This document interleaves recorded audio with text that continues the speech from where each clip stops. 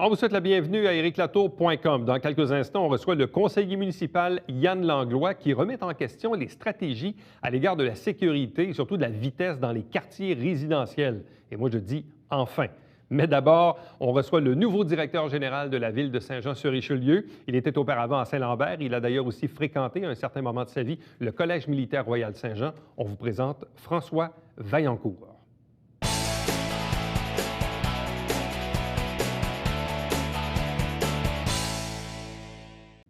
Il est en poste depuis quelques semaines déjà. On vous le présente, c'est le nouveau directeur général de la ville de Saint-Jean-sur-Richelieu. Et j'ai nommé François Vaillancourt. Bonsoir et bienvenue. Bonsoir, merci de m'accueillir. Bien, ça fait plaisir. Quelles sont vos premières impressions? Parce que vous êtes en poste depuis quoi, début octobre? Oui, je finalise, ou j'ai amorcé plutôt ma 4e semaine. Une impression très positive, très favorable. D'une part, quant à l'équipe que j'ai le privilège de diriger. Une équipe très aguerrie, très professionnelle, très mature aussi au plan organisationnel. Donc, je pense que c'est tout à l'honneur de mon prédécesseur, M. Desroches. Une équipe d'élus aussi très dynamique, très respectueuse a priori. Ça aussi, c'est tout à l'honneur de l'équipe du maire. Une ville aussi que je commence à découvrir de plus en plus, que je connaissais par ailleurs un peu en raison de mon parcours militaire. Alors, c'est une ville qui, pour moi, là, est synonyme de belles choses et de grandes choses à venir, effectivement. Bon, faisons un peu de biographie parce que, bon, juste avant d'accéder ici à la direction générale à Saint-Jean, vous étiez à la direction générale de la ville de Saint-Lambert. Mais auparavant, vous y avez fait référence tantôt à votre passé militaire parce que vous avez fait vos études ici même au Collège militaire royal de Saint-Jean. En fait, je corrige. Je suis un gradué de l'Université d'Ottawa. Oui. Et donc, un des officiers qui était issu d'une strate un peu méconnue. Donc, j'ai été embauché au terme de mon baccalauréat directement comme un officier. Alors, c'est un programme d'officier d'entrée directe qu'on appelait. Alors, c'est à peu près 10 des officiers des Forces canadiennes qui étaient, à ce moment-là, issus de cette filière. Alors, mais je suis venu, malgré tout, à Saint-Jean, à maintes reprises, pour des formations ponctuelles. Alors, c'est là que je me suis découvert une nouvelle ville. Et au fil de ma carrière, j'ai été dans la direction générale d'une organisation qui était responsable de la gestion des infrastructures militaires ici même à Saint-Jean. Alors, c'est là que j'ai approfondi cette connaissance de Saint-Jean. On parle de quelle période? Mon Dieu, j'étais de 2004 à 2005 au sein de et si je peux vulgariser, de la direction générale de l'armée de terre qui avait intégré sous une même ombrelle les bases de Saint-Jean, de Montréal et de Valcartier. Alors, c'était un peu un concept intégré d'arrondissement et la direction générale était depuis Montréal. Bon, vous êtes natif de quel endroit? De la ville de Québec. Qu'est-ce qui fait que vous avez fait le choix d'une carrière militaire au départ? Ça n'était pas pour une visée patriotique. Au contraire, je pense que c'était pour avoir une stabilité d'emploi, le goût de voyager, manifestement. Et de fil en aiguille, au fil de mes nombreuses affectations, mais j'ai fait 25 années. Alors, quand même. Oui. Alors, c'était un rêve de petit garçon qui s'est assouvi. Et puis, 25 ans plus tard, bien voilà, j'aurais eu une très belle carrière, je crois. Donc, 25 ans dans les forces. Oui. Et par la suite, à quel moment avez-vous fait votre entrée dans le monde municipal? J'ai fait mon entrée dans le monde municipal en 2010 à la ville de Saint-Lazare comme directeur général. J'ai fait 2 ans là-bas avant d'être retenu pour la ville de Saint-Lambert. Alors, c'est vraiment en 2010 que j'ai amorcé ce virage dans le monde municipal. Et pourquoi, justement, sortir des forces et avoir une deuxième carrière dans le monde municipal? Pourquoi le monde municipal? Ce que peu savent, c'est que la gestion au niveau des établissements militaires est similaire à mes égards à ce qu'on voit dans le monde municipal. j'ai eu le privilège de diriger des organisations pluridisciplinaires. Et parce que la direction générale au niveau militaire est à toute fin pratique identique à celle du monde municipal, mais pour moi, c'était un tremplin que j'estimais cohérent avec mon vécu professionnel. Alors, j'avais vu une annonce dans la presse un samedi matin, alors qu'il y avait une copie papier à ce moment-là. Et alors, à la lecture de l'affichage, bien, je me suis dit, bien, mon Dieu, ce qu'il demande, je l'ai déjà fait.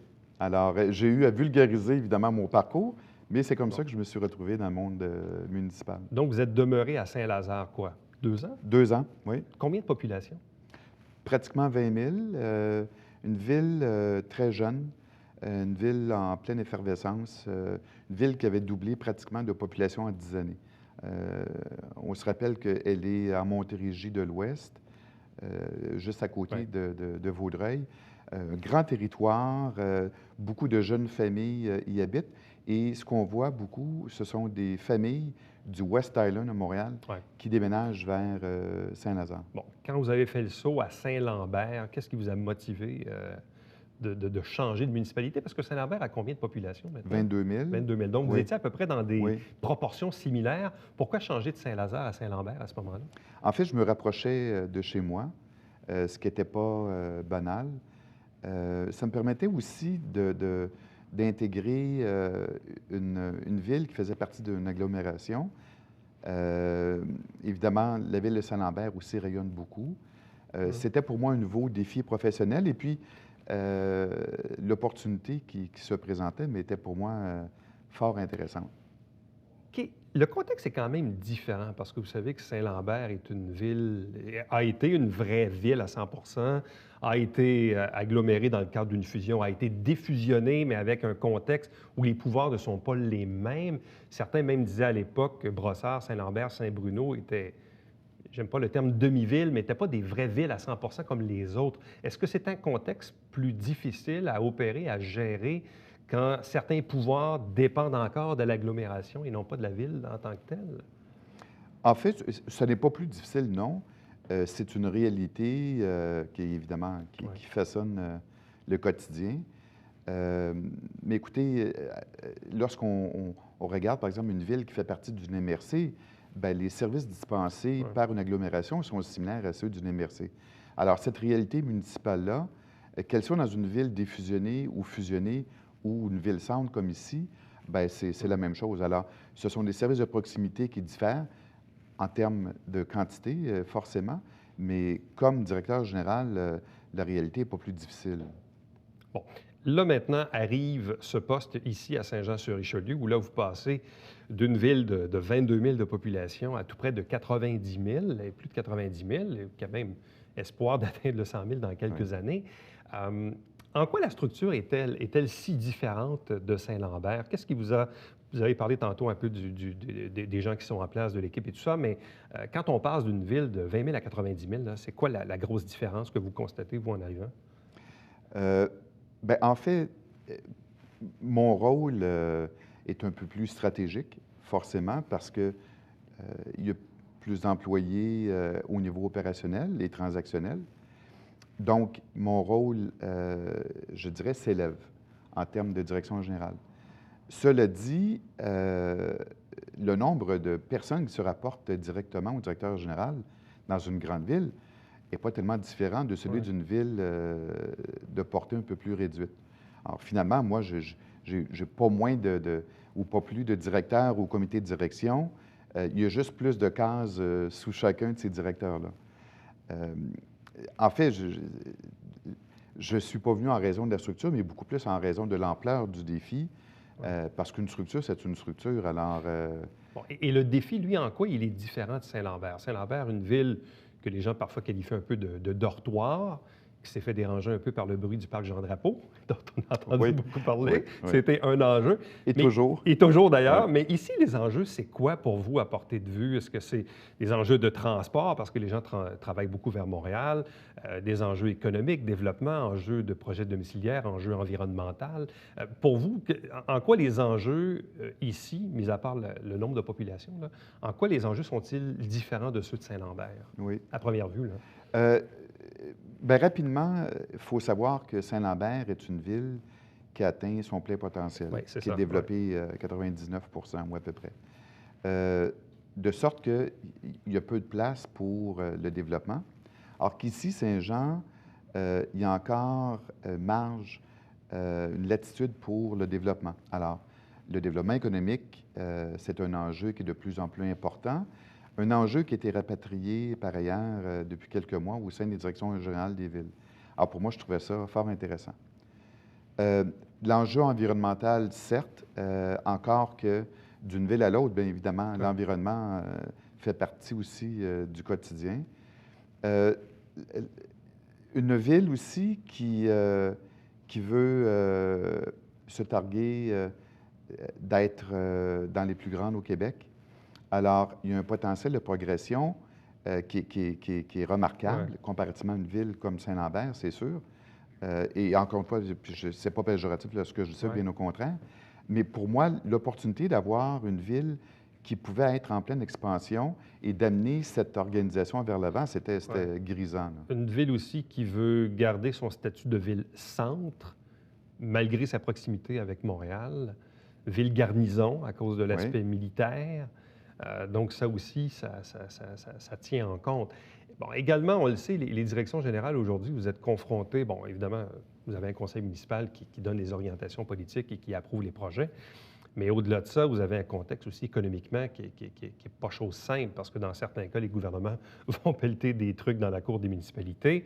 Le conseil, je présume, vous demande de livrer le budget le plus serré possible. Vous, en contrepartie, vous demandez à vos directeurs de services, bon, etc. On connaît un peu la dynamique. Ce n'est pas une dynamique qui, économiquement, est facile parce que les dépenses augmentent, il y a des renouvellements de conventions collectives, puis de l'autre côté, bien, il y a les payeurs de taxes. Donc, ce juste équilibre, il doit quand même être difficile à atteindre entre ce que le politique veut et ce que les employés veulent ou vos directeurs de service de l'autre. Là. Oui. Effectivement, il faut être capable de jongler avec la réalité politique, mais également la réalité économique du grand conseil d'administration, hein, qui est composé des citoyens. Alors, c'est sûr que on ne peut jamais être en marge de ce que la population peut payer en termes de services. Alors, on doit toujours, évidemment, dispenser des services à la hauteur des attentes, oui, mais aussi dans le respect de la capacité de payer. C'est un enjeu. À bien des égards, ça prend des talents de magicien. Mais lorsqu'on est conscient que la capacité de payer doit toujours être respectée, ça facilite nos choix et les priorités. Bon, on va vous souhaiter de la magie pour vos premières années de mandat. Oui. Merci beaucoup. Merci beaucoup. Restez avec nous. Au retour, on vous parle de sécurité routière dans les quartiers de la ville de Saint-Jean-sur-Richelieu.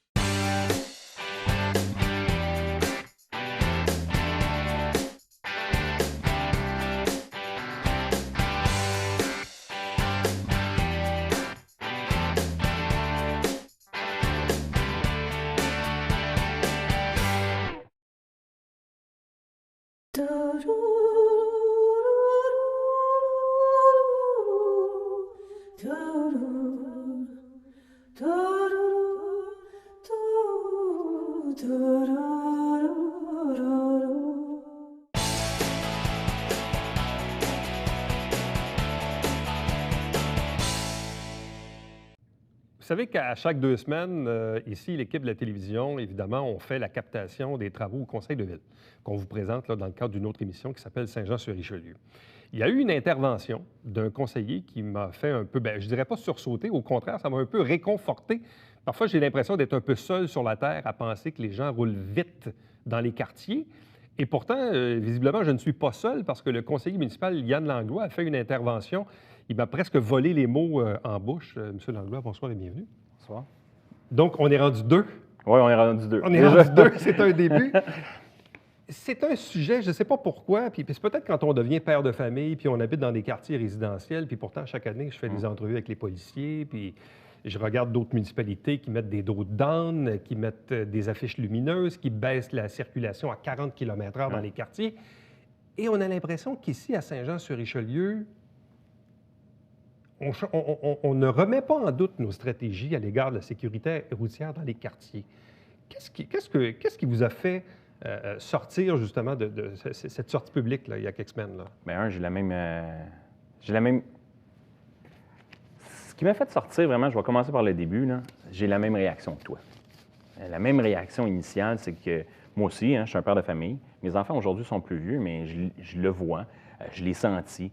Lors de mon porte-à-porte, quand je recule il y a 2 ans, c'était la chose qu'on a parlé le plus, c'était ça. Ah oui, vraiment, vraiment. Si tu me poses la question aux citoyens, si tu me poses la question sur toutes les portes que je l'ai faites, puis je les ai pas mal toutes faites, dans mes 2 quartiers, c'est leur préoccupation. C'est qu'à l'intérieur même de leur rue, on ne parle pas là, des rues principales, mais à l'intérieur même de leur rue, les gens se préoccupent sur faisons attention, assurons-nous de la vitesse, assurons-nous de la sécurité, puis ces choses-là. Puis ce qui m'a fait sortir dernièrement, c'est que c'est un peu trop long. Puis là, je me rends compte que la longueur, c'est un problème de priorité. C'est une gestion de priorité. Je ne pense pas qu'à Saint-Jean, on gère une priorité au niveau de faire attention à ce qu'on crée comme environnement de circulation pour s'assurer que la vitesse soit réduite. Tu en as parlé tantôt, mais pour moi, là, ça peut être que ce soit un arrêt-stop de plus, que ce soit un dos d'âne, que ce soit un bollard en plein milieu d'une rue, que ce soit une redéfinition des rues, un marquage adéquat. La liste est longue sur les pistes de solutions pour créer un environnement sécuritaire, mais on ne les utilise pas. On a plus de facilité à Saint-Jean, des fois, à faire... Non, mais je regarde dans les dernières années. On a fait un projet pilote sur Tramontane, dans la partie Vieux-Saint-Luc. On a mis comme des bacs à fleurs. Oui. Tu es obligé de faire comme des zigzags, là, donc on était obligé de ralentir. Finalement, ça a duré 1 année. Puis je ne sais pas trop pourquoi, on n'a pas répété l'expérience. Si on remonte plus longtemps que ça, je ne sais pas si on se rappelle, il y avait la rue Berthier-les-Chameaux. Ouais. La rue Berthier, où on avait installé des dos d'âne, là, pas très loin des concessionnaires automobiles à l'époque où il y en avait. Là. Puis à un certain moment, c'était compliqué pour le déneigement, puis finalement, les gens se sont plaints, puis finalement, on les a enlevés. Au même titre que parfois, quand on rajoute des panneaux d'arrêt, il y a des citoyens qui vont se lever pour dire « Ouais, mais là, vous avez installé un stop au coin de chez nous. » Puis là, les gens, ils font des démarrages, ils font des starts, là, ils font du bruit, ils font crisser les pneus sur le coin de rue. Donc, finalement, ça amène plus de bruit que de ralentissement. Je ne sais pas pourquoi ça semble extrêmement difficile de faire bouger les stratégies à l'égard de la sécurité ou de la vitesse dans les quartiers. Bien, tu as touché le point, Éric. Pour moi, on gère des plaintes. Tu sais, ce qu'on va faire, c'est qu'on va gérer cette plainte-là. On l'a fait, Chêne Vert aussi, des bacs. Puis je vous dirais, demandez ça à ces gens-là, la majorité sont satisfaits de ce que ça fait. La majorité. Le problème, c'est que la majorité est silencieuse. La majorité va être content, va rentrer à la maison le soir, on n'en fera pas de discussion. On gère des plaintes. Fait que quelqu'un qui met un dos d'âne, brise sa voiture, gère une plainte, bien là, à la ville, on gère une plainte, ça ne nous tente pas de faire ça, donc on scrape le projet. Fait qu'à partir de là, c'est là que on ne s'arrête pas, je crois qu'on ne s'arrête pas sur un système de trouver des solutions pour créer un environnement sécuritaire. Moi, ça, c'est ma priorité numéro 1. C'est vraiment de s'attarder à se dire, ça devient une priorité pour nous. Puis on a trop d'accidents, que ce soit le nombre d'accidents et le nombre de blessés par piéton. Ouais. Juste c'est un de trop. On devrait être priorité piéton, priorité vélo et après automobile. Mais nous, la façon qu'on gère, comme tu disais tantôt, on gère les plaintes un peu à l'inverse. Aussitôt que quelqu'un, ça ne y tente pas, mais à partir de là, on le fait. Et dans un système de priorité, je pourrais dire autre chose aussi, c'est que de la façon qu'on est fonctionnel ou de la façon qu'on est structuré à la ville, c'est que la priorité n'est pas là. C'est le même département qui fait d'autres priorités en même temps. Et souvent, il y a d'autres priorités qui sont plus agréables que faire de la signalisation et des stops. Je suis pas toujours d'accord avec ce que nous répondent les policiers à l'égard de la vitesse, parce que parfois, il y a plusieurs municipalités qui ont fait le choix politique d'abaisser à 40 km/h dans les quartiers. Ouais. Quand on soumet ça aux policiers, ils disent oui, mais les études prouvent que finalement, ça n'a pas vraiment d'effet sur la baisse des accidents et tout ça, que c'est un peu comme un coup d'épée dans l'eau. Par contre, les policiers nous disent une chose qui est très vraie. Ceux qui roulent très vite dans les quartiers, la majorité du temps, c'est les citoyens eux-mêmes. Ben oui, c'est en plein ça. Donc, c'est un peu troublant de voir des citoyens qui se plaignent de la vitesse dans leur quartier, Puis c'est eux autres qui roulent vite. alors que c'est peut-être eux-mêmes qui roulent vite dans les quartiers. Bien, moi, je suis un peu d'accord. De toute façon, c'est une réalité. Qu'on se le dise, c'est une réalité. La personne qui roule vite, aujourd'hui, on vit dans un monde où est-ce que tout est rapide. On est distrait, tout va vite. Donc, c'est pour ça que je reparle de créer un environnement. Ce que pour moi, ça veut dire, tu vas parler à certains policiers vont dire que le 40 km/h n'a pas d'effet. Il y en a d'autres qui vont dire oui. Pourquoi? Parce que, justement, le 10 km de plus te permet d'avoir un impact. Si on met un pot de fleurs en plein milieu, bien, comme conducteur, tu n'as pas le choix de ralentir. C'est sûr que si ta rue est en pleine ligne droite, puis ça a l'air d'une autoroute, bien, comme conducteur, même si c'est marqué 50 ou même si c'est marqué 30 ou même si tu vois la pancarte qui est cachée entre deux arbres, je ne suis pas sûr que ton environnement, vraiment, te permet de dire « Wow, je viens de rentrer dans un autre. » On revient du travail, on revient du boulot. Il faut rentrer rapidement, il faut aller chercher les enfants à la garderie, il faut apporter ces enfants-là, il faut les faire dîner, il faut faire les devoirs, puis ainsi de suite. La liste pour les parents, les citoyens, est longue. Fait que tu as comme un... Il faudrait juste être capable de rentrer, quand tu rentres dans une zone citoyenne ou une zone vraiment résidentielle, là, que visuellement... Surtout aujourd'hui, dans là, les nouveaux boum. quartiers, les rues ne sont pas très larges. Même moi, j'ai des jumeaux qui ont maintenant presque 19 ans, qui ont un permis de conduire. Je faisais la mention parfois à mes enfants de dire... L'impression que tu roules vite. Mais je dis, papa, je roule la limite, je roule 50. Oui, mais 50 km/h dans une rue pas très large, avec une courbe, pas sûr. Bien, 50, là, essayez-les. Hein? Puis moi, je dirais à tous les citoyens de l'essayer. Puis en plus de ça, tu t'assois avec un policier. C'est sûr que le policier va dire 50, 52, ils peuvent donner un mandat. Mais sauf qu'habituellement, ils font ça à 57, 60, habituellement, lorsque tu leur parles. Et, entre... Puis quand tu t'arrêtes, je ne sais pas, essayez dans votre véhicule, là. Juste à 50, là. Rouler 50-60 sur le boulevard Saint-Luc, sur Grand-Bernier ou sur le boulevard du Séminaire, c'est une chose. Ben non, c'est ça. Mais le reste dans devrait les quartiers, je comprends qu'on a mis des zones parcs, pas très loin des zones écoles, à 30 kilos, ce qui n'est pas toujours respecté, là, honnêtement. Là. Mais les corridors scolaires, là, qui est un nouveau truc aussi là, qu'on peut implanter. Bien, je pense que de ce que tu dis, là, pour moi, c'est fort simple. Il n'y a pas 20 000 solutions. C'est la zone de justement l'agrandir, parce que c'est une zone scolaire. Agrandir les zones scolaires. En l'intérieur d'un cadre résidentiel, déjà mettre 40. Il y aurait des actions concrètes que la Ville pourrait poser rapidement qui changeraient, d'après moi, la donne. Est-ce qu'on sent une certaine réceptivité de la part du maire Fecteau ou encore de vos collègues à la table du Conseil là-dessus? C'est encore très mitigé. Je vous dirais que je me sens... Je vous dirais qu'actuellement, c'est mitigé. Je ne veux pas mettre tout le monde, parce qu'il n'y a pas eu nécessairement non plus de vote concernant ça, mais je vous dirais que c'est très mitigé. On revient un peu dans ce que vous disiez, les priorités en majorité dans le temps auraient toujours été voiture, construction. On parle de... regardez, vous avez vu Jean Fontaine qui a fait une intervention en disant qu'il y avait trop de stops. Je veux dire, à partir de là, je ne suis pas en désaccord avec lui dans les zones... tantôt, tu parlais de Bernier. On parle de, mettons, exemple... Il y a des rues où est-ce qu'on a raison, mais à l'intérieur même d'un quartier résidentiel, je ne pense pas qu'on parle de trop de stop. C'est sûr qu'il faudrait, en tout cas, personnellement, il faudrait le revoir. Outre la sécurité routière, évidemment, dont les gens ont parlé peut-être beaucoup durant le porte-à-porte il y a 2 ans, parce que maintenant, les élections, ça fait quand même déjà 2 ans. Déjà 2 ans, oui, déjà. Quels sont les principaux enjeux à court terme dans le quartier Prévert-Normandie-Ouest, mis à part la sécurité routière? Mis à part la sécurité routière, bien, c'est sûr que ça en fait partie d'un enjeu qui est principal. Actuellement, on en a parlé longtemps. On a été pris avec la décision du Boisé-Douglas, il y a longtemps. Actuellement, on fait affaire avec souvent, les citoyens d'alentour nous parlent comme quoi la Ville agit pas bien concernant Douglas. Il faut juste être conscient que les citoyens, on agit avec un groupe le groupe SICAM. On ne peut pas intervenir constamment dans le groupe SICAM. Ça leur appartient, ce terrain-là. Donc, une des priorités, c'est vraiment de s'assurer qu'il y ait quelque chose dans ce lieu commercial-là. Donc, je pense que vous voyez l'évolution, on voit l'évolution. Ça, pour moi, c'est une priorité, au moins de s'assurer, un coup que c'est fait, il faut s'assurer que les choses soient vraiment bien faites, du même que de l'autre côté de la rue. Pour moi, actuellement, c'est une priorité. Le deuxième, je vous en ai parlé, pour moi, la sécurité au niveau piéton et vraiment de retrouver une façon aussi, au niveau cycliste, de s'assurer de traverser la 35 reste encore pour moi un enjeu que je n'ai pas baissé les bras. Il y a certains conseillers, je vous dirais, qui sont aussi de mon côté. Reste un enjeu majeur sur mon quartier personnel, mais j'essaie aussi d'avoir des enjeux au niveau grand-ville. Donc, l'environnement, pour moi, est excessivement important encore. Et on va continuer. Relativement satisfait du processus là, qui a mené un peu à l'adoption d'une politique, disons, environnementale, un cadre dans lequel on doit maintenant fonctionner sur le territoire avec la protection de certains boisés. Oui, relativement, je pense que c'est le bon mot. Je veux dire, à partir de là, à l'intérieur même d'un conseil, tu l'as dit tantôt, hein, tu m'as posé la question, est-ce que dans l'ensemble du conseil, est-ce que tout le monde va du même côté? Pas tout le temps. Fait que c'est relativement satisfaisant. Je pense qu'on a fait un pas à l'avant. C'est juste que là, actuellement, ce qu'on va voir dans les prochaines années, c'est justement le reboisement.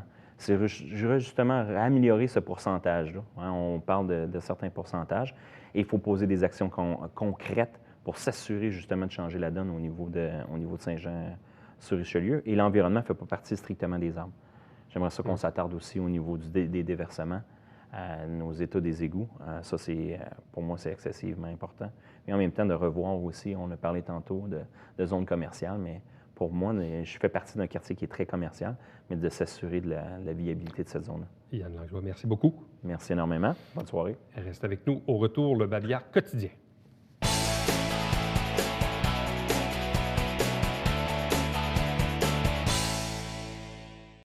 C'est quoi un homme en 2015? C'est une conférence donnée par le comédien et porte-parole de Famille à cœur Martin Larocque. C'est le jeudi 19 novembre à 19h à la polyvalente Armand-Racicot.